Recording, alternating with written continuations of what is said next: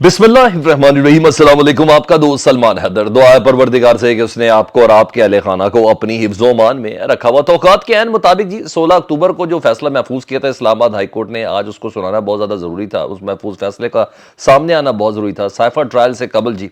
और ऐसा ही हुआ, ये एक और महफूज फैसला सुनाया गया। इमरान खान साहब के वकला ने साइफर केस में इमरान खान साहब की जो ज़मानत है उसकी दरख्वास्त दे रखी थी कि अभी इमरान खान साहब मुसलसल जुडिशल पे ही हैं इस केस के हवाले से, तो इमरान खान साहब राइट रखते कि उनकी इस सिलसिले में ज़मानत हो जाए। लेकिन जस्टिस आमिर फारूक साहब थे, उन्होंने फैसला इस पर 16 तारीख को महफूज किया था और आज चेयरमैन पाकिस्तान तहरीक इंसाफ की दरख्वास्त की ज़मानत जो है, जो ज़मानत के हवाले से जो दरख्वास्त थी उसको मुस्तरद कर दिया जी। इस्लामाबाद हाई कोर्ट ने महफूज फैसला सुना दिया। और वजह भी यही है ना कि लेवल प्लेइंग फील्ड में इमरान खान साहब का बाहर रहना नज़र आता नहीं है ना, वो बनता नहीं है और वो डिमांड भी नहीं है। और अभी ज़ाहिर बात है इस पर ज़मानत तब हो सकती है ना जब 9 मई के जो वाक़यात हैं उनके ऊपर केस इतना स्ट्रॉन्ग हो जाए। वह इमरान खान साहब के कुछ साथी अफराद के इंटरव्यूज़ और प्रेस कॉन्फ्रेंसेस और वीडियो पैगामात की वजह से 9 मई में इमरान खान साहब को फिक्स नहीं किया जा सकता। उसके लिए कुछ ज़रूरी और कुछ सॉलिड चीज़ें मज़ीद रिक्वायर्ड है, तो इसलिए मजबूत केस तश्कील नहीं दिया था। तो दूसरी तरफ पाकिस्तान तहरीक इंसाफ के वकला ने एक दूसरी दरख्वास्त भी दी हुई थी, वो ये थी कि साइफर जो मामला है बज़ाते खुद ये केस ही नहीं है, इसलिए इस केस की FIR को ही ख़त्म कर दिया जाए। क्योंकि अमरीकी धमकी को पाकिस्तान के सदर ममलिकत के साथ शेयर करना, सुप्रीम कोर्ट के चीफ जस्टिस के साथ शेयर करना, पाकिस्तान की अवाम की रिप्रेजेंटेटिव पार्लिमान के साथ शेयर करना, उस वक्त के अपोजिशन लीडर शहबाज शरीफ साहब के साथ शेयर करना, ये कौन सी मुल्क से गद्दारी है और ये कौन से साइफर के मुंदरजात को लीक करने के मुतरादिफ है। तो इस केस को कर दिया जाए, तो लिहाजा उस मुकदमे को ही खारिज कर दिया जाए। मगर इस्लामाबाद हाई कोर्ट ने अखराज मुकदमा की ये दरख्वास्त भी मुस्तरद कर दी। यानी जहन मुकम्मल बन चुका है, जहन साजी मुकम्मल हो चुकी है और कहाँ तक लेके जाना है ये इस्लामाबाद हाई कोर्ट को बहुत अच्छे से अहकाम जो मिले में उसके हिसाब से वो बिल्कुल क्लियर है।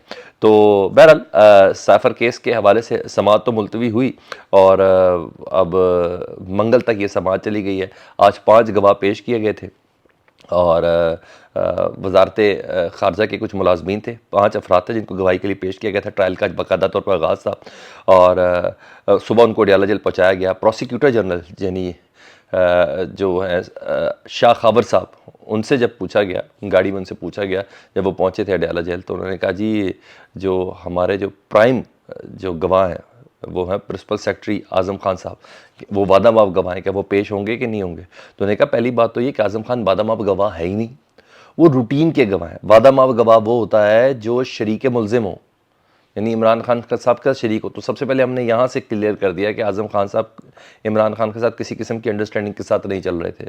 उन्हें कि ये रूटीन वादा माफ गवाह तब होता है कि वो कहता है कि मैं अपने शरीक मुलजिम के खिलाफ गवाही देता हूँ और इसलिए मुझे इस गवाही के एवज मुझे इस केस से बाहर निकाला जाए। उन्होंने कहा नहीं, ऐसी कोई चीज़ नहीं है। आज़म खान साहब जो प्रिंसिपल सेक्रेटरी इमरान खान साहब के थे वो प्राइम हमारे गवाह नहीं है, यानी शाही गवाह नहीं है या सुल्तानी गवाह नहीं है। तो वो एक आम और जिस वक्त उनकी ज़रूरत है उनको पेश कर दिया जाएगा। कुल 28 गवाह हैं, शाह खबर साहब कहते हैं, जिनमें से कुछ गैर ज़रूरी हैं जिनको हम निकाल देंगे। तो बहरहाल आज ज़ोर दिया गया, लेकिन आज गवाह को पेशी के लिए नहीं सामने लाया गया। पेश उधर हो गए थे लेकिन उनकी गवाही नहीं की, क्योंकि इस सिलसिले में भी इस्लामाबाद हाई कोर्ट के अंदर मुख्तलिफ दरख्वास्तें, उन दरख्वास्तों के फैसले तक। तो मंगल आज जुम्मा है, 3 दिन बाद दोबारा ये साइफर का जो ट्रायल है ये जेल के अंदर होगा, अगर दरखास्तें एंटरटेन ना हुई, जो कि नहीं होनी। उधर prime minister of Pakistan Anwarul हक काकड़ साहब के ऊपर जहाँ बहुत से एलिगेशंस थे, वहाँ उनकी टीम के हवाले से भी बड़े एलिगेशंस थे और उन टीमों में सबसे टॉप नाम प्रिंसिपल सेक्रेटरी था उनका, वो थे डॉक्टर तौकीर शाह साहब, जो वैसे तो शहबाज शरीफ साहब के प्रिंसिपल सेक्रेटरी थे और उससे पहले पंजाब में आपको सानिया मॉडल टाउन का भी आपको बड़े अच्छे से पता है, उसके अंदर भी यही साहब शामिल थे। तो शहबाज शरीफ साहब के बहुत ज़्यादा करीब थे। तो ये निगरान हुकूमत PDM की हुकूमत की कॉन्टीन्यूटी कहलाती है ना। तो डॉक्टर तौकीर शाह साहब ने इस्तीफ़ा दे दिया जी और उनका इस्तीफ़ा मंजूर कर लिया गया है। यानी शहबाज शरीफ साहब के प्रिंसिपल सेक्रेटरी जो जहेज़ में अनवारुल हक काकड़ साहब को मिले थे, उनका इस्तीफ़ा आज मंजूर कर लिया गया है।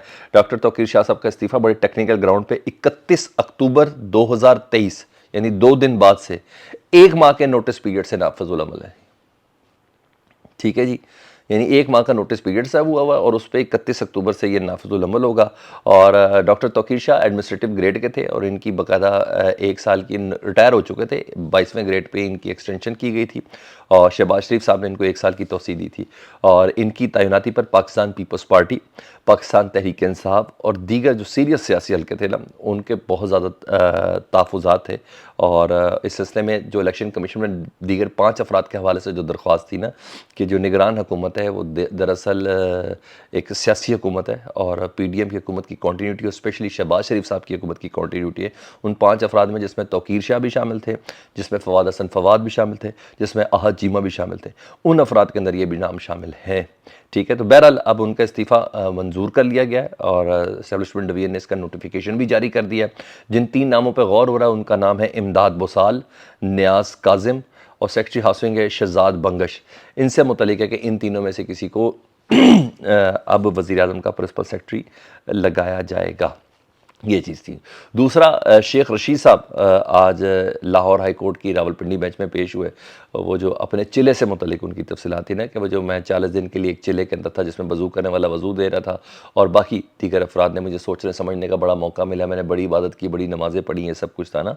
तो एक इंटरव्यू में तो उन्होंने खैर ये तमाम चीज़ें मुनीब साहब को बता दी थी और उस पर उन्होंने ये भी कहा था कि मुझे पता तो आप यकीन नहीं करेंगे लेकिन प्लीज़ मेरी मजबूरी है, मेरे पर यकीन कर लें। फिर उसी इंटरव्यू में उन्होंने ये भी कहा था कि मेरी ज़िंदगी का एक मकसद है कि मैं पाकिस्तान के आर्मी चीफ से मुलाकात करके कहूँगा कि सबको आम माफ़ी का ऐलान कर दे। ठीक है जी, आज ज़ाहिर बात है जो उन्होंने कहा सब उस पर सर तस्लीम खम तो नहीं हो सकते ना, तो अदालती कुछ मामलात भी हैं जिनके सपोर्ट ये सारी चीज़ें गई होती है, दरखास्तें गई होती है कि किस तरह उनको उठाया गया, किस तरह उनको अगवा किया गया, किस तरह पुलिस के ज़रिए ये सारा ऑपरेशन किया गया। उनके ज़ाहिर बात है भतीजों की भी दरखास्तें हैं, मुलाजमीन की भी दरखास्तें हैं, घर की औरतें और बच्चों की भी दरख्वास्त है। तो शेख रशीद साहब ने आज अपनी गिरफ्तारी यानी गुमशुदगी जो थी Lahore high court Rawalpindi bench में जस्टिस सदाकत अली खान साहब के सामने पेश की।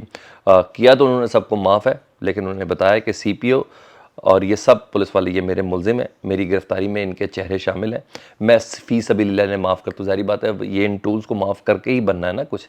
अगर ये करेंगे तो इनकी गिची दबोएंगे तो इनकी गिची दबोएंगे तो वो अगलों का बताएंगे कि जनाब हमें किसने कहा था, हमारे पास अहकामात कौन से थे। तो बहरहाल शेख रशीद साहब ने आज अदालत में कहा कि हाँ मेरे साथ ये सब हुआ और ये सब ये CPO वगैरह ये रावलपिंडी पुलिस इसमें सारी बराबर की है, सारा किया धरा रावलपिंडी पुलिस का है, हमारे घर की ख़वातीन, मुलाजमीन और बच्चों तक को नहीं छोड़ा। तो बहरहाल अदालत ने उनकी इस पटिशन पे जो लिख के दिया, उन्होंने कहा ये भी लिखा शेख रशीद मैंने अपनी पटिशन में जो लिखा वो बिल्कुल सही लिखा। तो बहरहाल अदालत ने पटिशन निपटा दिया। तो शेख रशीद साहब ने अपना मौका बताया कि मेरे साथ हुआ ये था, महज चिल्ले पे नहीं था, मुझे चिल्ले पे बाकायदा सुटवाया गया था और ये लोग तमाम अफराद इसके अंदर शामिल थे, लेकिन मैं अल्लाह की राह में इनको माफ़ करता हूँ। आम हालात होते तो शेख रशीद साहब माफ़ नहीं करते, लेकिन हालात ऐसे हैं माफ़ करने के अलावा शेख रशीद साहब के पास चारा भी कोई नहीं है। उधर एक और बड़ी इंटरेस्टिंग न्यूज़ डेवलप हो रही है जी, और बल्कि डेवलप हो चुकी है वो है फैज़ाबाद धरना केस के हवाले से। 2019 का ये फैसला था 6 फरवरी और जस्टिस काजी फायजी साहब ने इस पर फैसला दिया था और उस पर ज़ाहिर बात है फ़ौज के हवाले से, जनरल फैज़ साहब के हवाले से, उस वक्त के DG/ISI के हवाले से कार्रवाई करने का हुक्म दिया था और दीगर एडमिनिस्ट्रेटिव पोस्ट की भी कार्रवाई करने का हुक्म दिया गया था फैज़ाबाद धरने के हवाले से।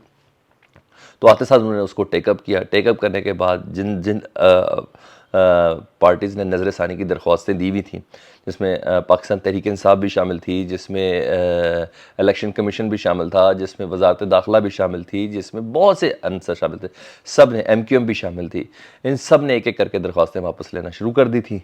तो काजी फायजी साहब ने कहा था कि अब ये सारी दरख्वास्तें अब नज़र षानी की वापस लेना, तो फिर इसका मतलब है जो 6 फरवरी 2019 का जो मेरा हुक्मनामा है वो इंटैक्ट है।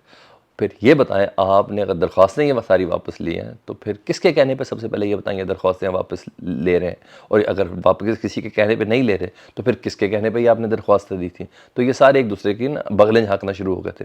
तो बहरहाल आज बाकायदा तौर पर अटॉर्नी जनरल ने फैज़ाबाद धरना नज़र षानी केस के हवाले से ना अमलदामन रिपोर्ट जमा कराई है जी, और बल्कि जमा कराई है उन्होंने एक अदद कमेटी, फैक्ट फाइंडिंग कमेटी तश्कील दी है वफाकी हुकूमत ने, जी जिसमें 6 फरवरी 2019 के बाद सुप्रीम कोर्ट के फैसले पर अमल दरामद हुआ या नहीं हुआ, इसकी ये रिपोर्ट दिवाएंगे। कमेटी मेंबरान में एडिशनल सेक्रेटरी दाखिला, एडिशनल सेक्रेटरी दिफा, डायरेक्टर ISI वगैरह शामिल है और कमेटी TORs के ज़रिए इंक्वायरी करेगी और तजावीज़ के साथ रिपोर्ट पेश करेगी सुप्रीम कोर्ट में।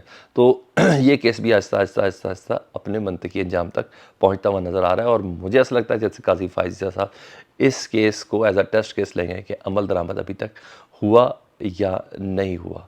तो बहरहाल ये अब तक की अपडेट थी। फीडबैक से मुतल्लिक़ दुआ कीजिएगा। अपना बहुत ख्याल रखें। अल्लाहुम्मा सल्ली अला मुहम्मद व आले मुहम्मद।